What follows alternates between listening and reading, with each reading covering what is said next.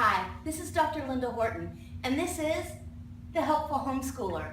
I give you just a few tips and tidbits on how to successfully homeschool. If you're struggling with something, please just leave a comment and let me know what you would like to see a video on, or if you have any questions. I believe there is an email at the end. Please feel free to email me. I'm always happy to answer any questions. The Bible says freely we receive and freely we give. So if you have a question or problem, please let me know. Today I'm going to be talking about math manipulatives. And there are so many ways to teach math that makes it fun and engaging. Sometimes we see math as boring and kids don't want to do it because all it is a bunch of numbers coming together. But there's always a way to do it that's fun and exciting. You just have to sit and think about it. I have Legos. Now Legos are really good for any and every age. This is a really nice thing of Legos. You can use Legos to add. You can use Legos to subtract. You can put all of these together and add them up. You can use Legos as fractions.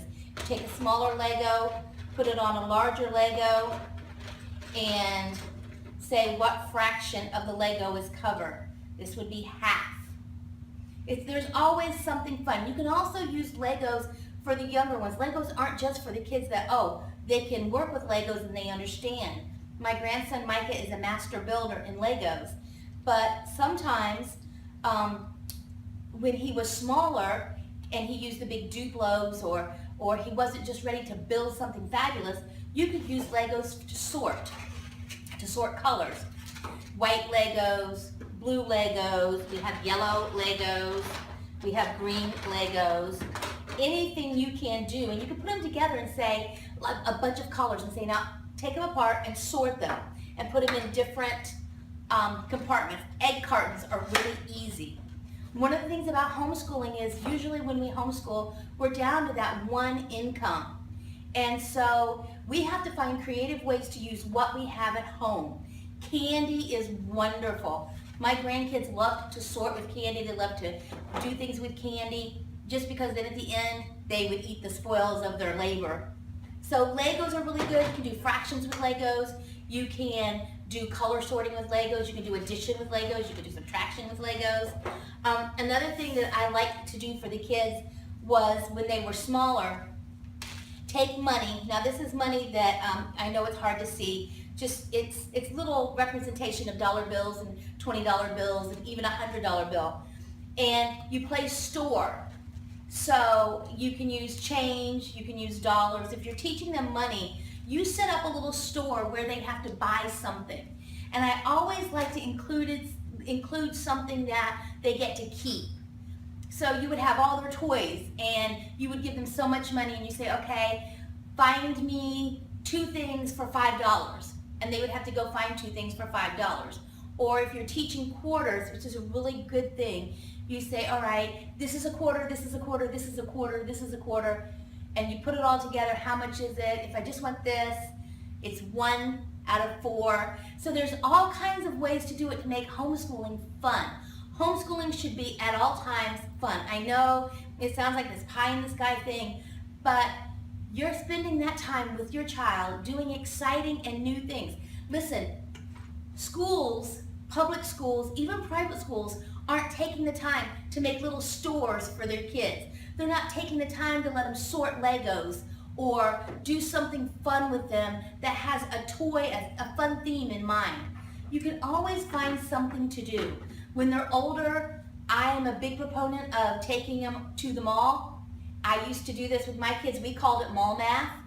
And I would give them a sheet and say, look for something that is 20% off. What store? Where is it at? Of course, they were older. They paired up. The 4 boys, 2 and 2. I would say the team, because they went 2 and 2, that finds something that is the most